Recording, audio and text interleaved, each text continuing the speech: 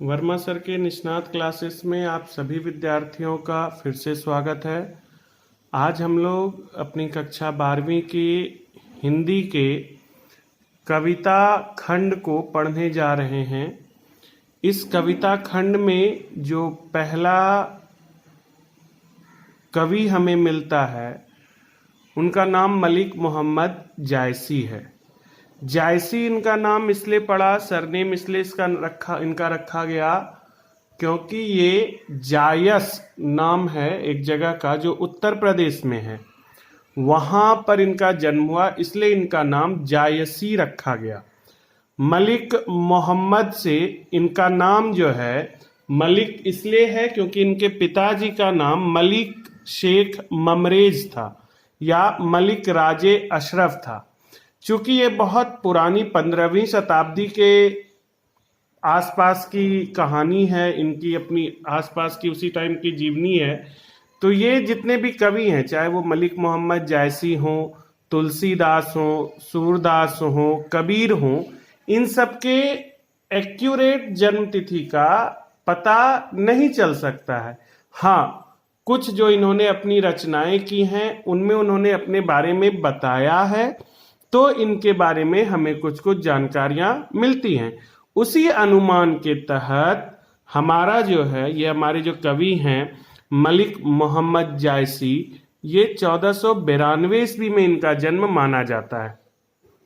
आपको बता दें, आपने अभी अभी हाल फिलहाल में ही जब आप 10वीं या 11वीं में होंगे उस समय आपने एक बहुत प्रचलित सिनेमा या प्रचलित चलचित्र देखा जिनका नाम था पद्मावत।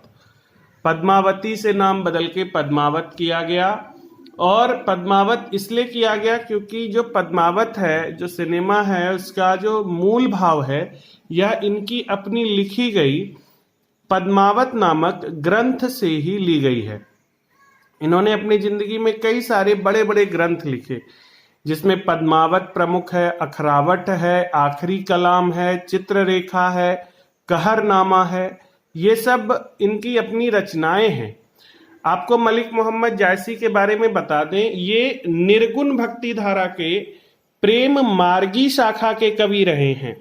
निर्गुण भक्ति धारा, निर्गुण मतलब हुआ, आप देख सकते हैं, निर्गुण मतलब होता है ऐसा भक्ति धारा जिसमें कि हम सिर्फ और सिर्फ गुण की चर्चा करते हैं।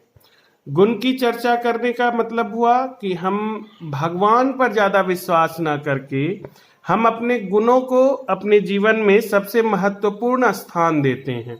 और प्रेम मार्गी शाखा मतलब हुआ, प्रेम मार्गी का मतलब हुआ जो प्रेम की ओर लेकर जाए, ऐसी शाखा, ऐसी भक्ति धारा जिसमें भगवान के किसी विशेष रूप का वर्णन नहीं हो। अभी आप कड़बक के बाद जो आप देखिएगा वो है आपका सगुण भक्ति धारा, उसमें भगवान श्री कृष्ण की एक छवि का वर्णन किया गया है। तो निर्गुण और सगुण दो अलग अलग भक्ति धारा हैं। निर्गुण में हमेशा यह एहसास होता है कि हमें अपने कर्म पर ध्यान देना चाहिए। सगुण में हमें यह एहसास होता है कि भगवान की एक विशेष छवि है, इस विशेष छवि पर अगर अच्छे से ध्यान दें तो हमारा अच्छा कल्याण होगा। इनका जन्म अनुमानतः 1492 ईस्वी में माना जाता है, ये ऑब्जेक्टिव आपका है। निधन 1548 में माना जाता है। इनका जो व्यक्तित्व था, जब आप इनकी अच्छी चित्र देखेंगे आप इनका कंप्यूटर पे या इंटरनेट पे, तो आपको दिखेगा कि इनका ये बायां आंख एक तरफ बंद है। ऐसा माना जाता है कि चेचक नाम की बीमारी होने के कारण ये इन्होंने अपना रूप खो दिया था। इनकी बाईं आंख, बाईं कान चली गई थी। ये बाएं आंख और बाएं कान से बहुत कम देख सुन सकते थे। और इसी कड़बक में आप देखिएगा कि इन्होंने अपने इस रूप का वर्णन भी किया है, जिसमें इन्होंने बताया है कि देखिए सरकार कि हम बाएं आंख से नहीं देख सकते या हमारा एक आंख खराब हो चुका है, फिर भी चूंकि हम में गुण है तो लोग हमारे पास आते हैं। इसीलिए बार बार बोला जाता है बड़े बुजुर्गों के द्वारा कि गुण पर ध्यान देना चाहिए। हमारे बाबा रणछोड़ दास भी बोला करते थे कि एक्सीलेंस के पीछे भागो, काबिलियत के पीछे भागो, कामयाबी झक मार के पीछे आएगी। तो ये यहां से उठाया गया है बाबा रणछोड़ दास की सोच। बिहार टेक्स्ट बुक की आप पहली कविता पढ़ रहे हैं कक्षा 12वीं की, जिनका नाम है कड़बक। इसका देखिए पहला छंद बहुत अच्छा है, जिसमें इन्होंने लिखा है एक नैन कवि मोहम्मद गुनी। देखिए इन्होंने फिर से यहां दिखाते हैं आपको, जायसी शहर का नाम है, शहर के नाम पर जायसी पड़ा। मलिक पिता का नाम है, पिता के नाम के कारण इनका मलिक नाम पड़ा।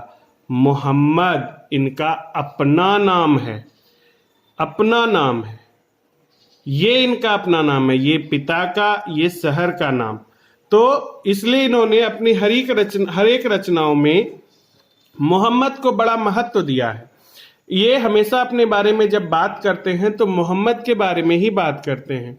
ये भाग 1 है, एक नैन कवि मोहम्मद गुनी, यानी कि एक नैन के होते हुए भी मोहम्मद जी गुनी हैं।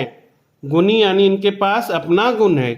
सोई बिमोहा जेई कभी सुनी, जिन्होंने भी, एक नैन के होते हुए भी मोहम्मद उतने गुनी हैं जिन्होंने जब भी इनकी कविता सुनी वह बिमोहा हो गया। बिमोहा का मतलब हुआ मोहित हो गया, यानी एक नैन के होते हुए भी जायसी इतने गुणी हैं कि जो भी उनके काव्य को सुनता है वह मोहित हो ही जाता है। ठीक है, वह अपने आप में इनकी कविता में हिलमिल जाता है। चांद जैस जग विधि अवतारा, जिस प्रकार ईश्वर ने चंद्रमा को उतार कर दिन कलंक किन उजियारा, जिस प्रकार चंद्रमा कलंक के होते हुए भी पूरी पृथ्वी पर रोशनी करता है, उसी प्रकार कवि यहाँ कहते हैं कि ईश्वर ने उन्हें चांद के जैसा इस जग में अवतारा है, यानी कि अवतरित किया है। चांद के समान मोहम्मद को ईश्वर ने अवतरित किया है।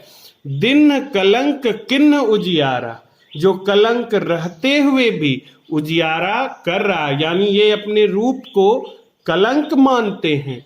जिस कलंक के चारों ओर, जिस कलंक के होते हुए भी वो अपने गुण की वजह से सभी को मोहित करते हैं। यानी यहाँ ये कहते हैं कि किसी में कोई कलंक हो और वह गुणी हो तो उसके गुण को ज्यादा महत्व दिया जाता है।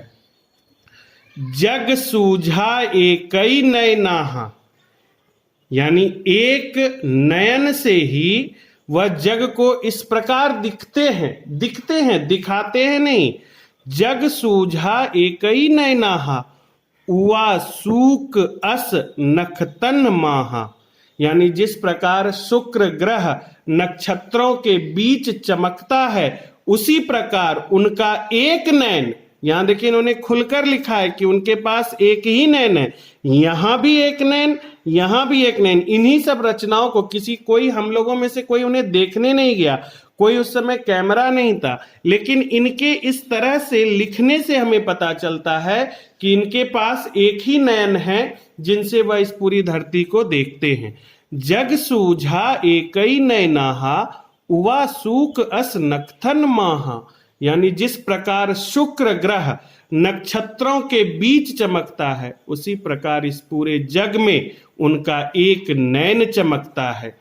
जौ लही अंबही डाभ ना होई, अब देखिए ये गुण और अवगुण की तुलना करते हैं कि जिस प्रकार जब तक आप किसी नमकीन का स्वाद नहीं लीजिएगा तो मीठे का पता नहीं चलेगा, या मीठा नहीं खाइएगा तो नमकीन का पता नहीं चलेगा, उसी प्रकार अगर किसी के अवगुण का पता नहीं हो तो उसके गुण का कोई महत्व नहीं रहता है।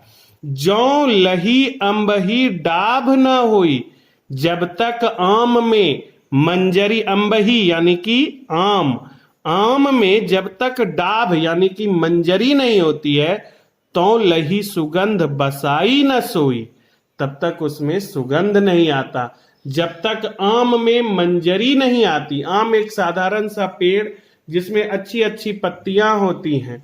यहाँ पर कवि कहते हैं कि जब तक उन पत्तियों के बीच से अम्ब डाब नहीं निकलता है, डाब यानी कि मंजरी नहीं निकलती है, तब तक उस आम में सुगंध नहीं आता है। किन्ह समुद्र पानी जौ खारा, तो अति भये असूझ अपारा। अगर समुद्र का पानी खारा है, अगर समुद्र का पानी नमकीन है, तो वह असूझ और अपार भी है, यानी कि उसके अंत का किसी को पता नहीं चलता है। समुद्र का पानी यदि खारा है, अगर आप इसके दुर्गुण को देखते हैं कि समुद्र का पानी खारा है, तो आप इसके गुण को देखिए कि वह असूझ है, अपार है, उसके जैसा कोई नहीं है। जौ सुमेरु त्रिशूल विनाशा, यहाँ इतिहास में धार्मिक ग्रंथों में लिखी गई एक घटना का वर्णन है कि जौ सुमेरु त्रिशूल विनाशा, भा कंचन गिरी लाग आकाशा। यानी जब तक कि त्रिशूल से सुमेरु पर्वत का विनाश नहीं किया गया, तब तक वह सोने के समान नहीं हुआ। जौ लही घड़ी कलंक ना पारा, कांच होई नहीं कंचन कारा। और जब तक कि जौ लही घड़ी कलंक ना पारा, जब तक कि सोने को आग में तपाया नहीं जाता, उसे जलाया नहीं जाती, कांच होई नहीं कंचन करा, यानी कि तब तक वह कांच के समान चमकती नहीं है। एक नैन जस दर्पण औ तेही निर्मल भाऊ, यानी कि एक नैन के होते हुए भी दर्पण की तरह निर्मल और स्वच्छ भाव होना जरूरी है।